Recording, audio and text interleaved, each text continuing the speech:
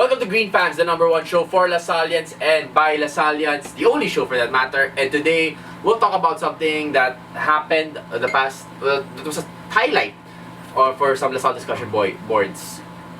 Does Jeron think could stop our flow, or is he an important member of the team? And I mean, obviously he's an important member of the team, but when he was injured for the 2 games, we noticed that the ball was moving. Yeah, the ball was moving much better. Yeah, and it didn't stop at the mid-range bigla. But at the same time, there are some sections of the crowd that say that, alright, no, you need Jeron 10. Yeah. Yeah, and today we'll talk about that very briefly, I suppose. I guess for some context, this is a very different Archers team from what we had previously, where we really had to rely on Jeron before. Yes. We had to go on drought, and Jeron had create his own shot, do his thing. Last year. Yeah. Last year. Last year. Tapos, this year, it's not really the case anymore. Yeah. We have so many options on offense. Ben is there, which is probably our first option. We have a different system where the ball moves around much faster. We play at a much faster pace. So does Jeron slow us down? What do you guys? Pareho silang alpha male ni Ben. Wala na. Ayun na yun. Nakalimutan pa. Wala kasi notebook, dapat nire-release ko yung sasabihin. So there are 2 ways to look at it, I suppose. Like, against Adamson, I'm sure we missed Jeron thing. But against like Ateneo and against NU for that matter, when we were passing the ball so crisply, it was a sight to behold. And for me, the middle ground is, if Jeron can continue to run the plays how it should be run, then I think that he's a valuable member of the team. Like earlier today, he was running the plays set up for him. His cuts under the basket, the pull up from the jumper. That was a called play. Yeah, like his pull ups from mid range. Yeah, his random ISO. his random pull ups from mid range. The isolate. Yeah, you're right, exactly. So some games he was like that, but today is a perfect. The game against USC for that matter is a perfect example of how Jeron should be playing within the system.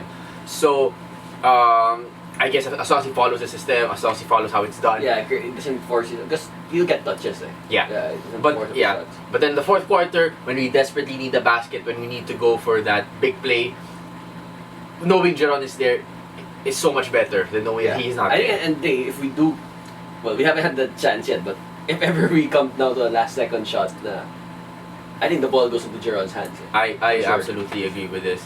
And Jeron has proven himself with big plays in years past. He made several game-winning shots. Yeah, against FEU earlier this season, like he was clutch, 28 points, and he proved over and over again that he is the king. Yeah, and he proved that he was a king archer.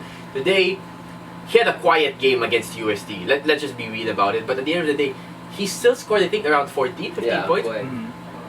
That's 19. Ben was 19. Yeah, Ben was 19. Ben was 19. 21, roundabouts. Yeah. But it's impressive. So I personally don't see why Jeron should not be on this team. Yeah, for as long as he follows the plays, and it seems like he is following the plays already. For his own shots, yeah.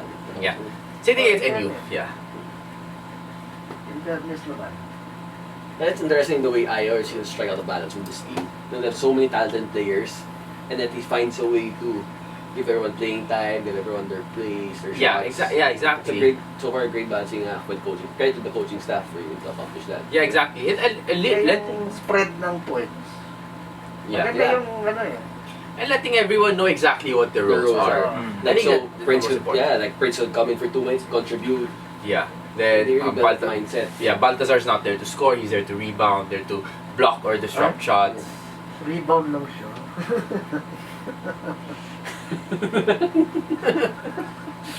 Sino ba naman gusto maging rebound? If you don't rebound, you cannot score.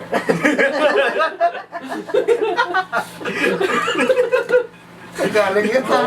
Hindi ko alam. Right. So, yeah. So, tama naman siya. Yeah.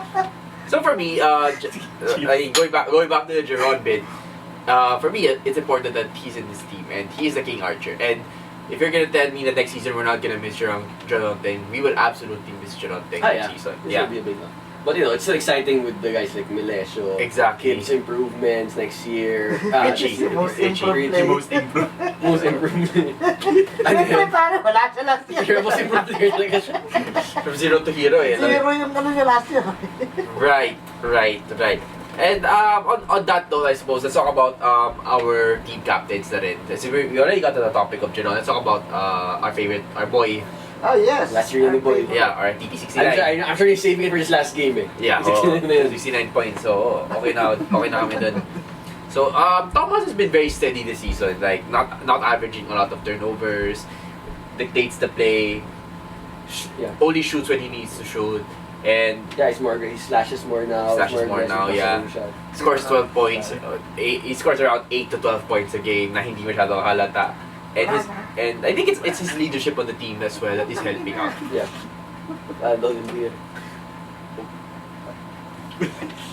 Parang suntukan na to. Buti 11-0 tayo. Uy, yung bata natin pinag-uusapan natin. TT69.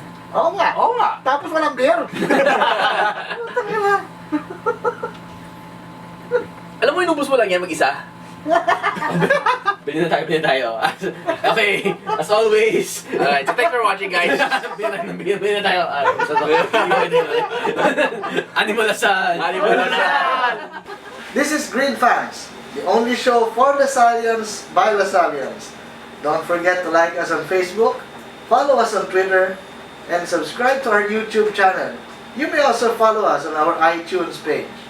Once again, this is Green Fans. Animal Asal!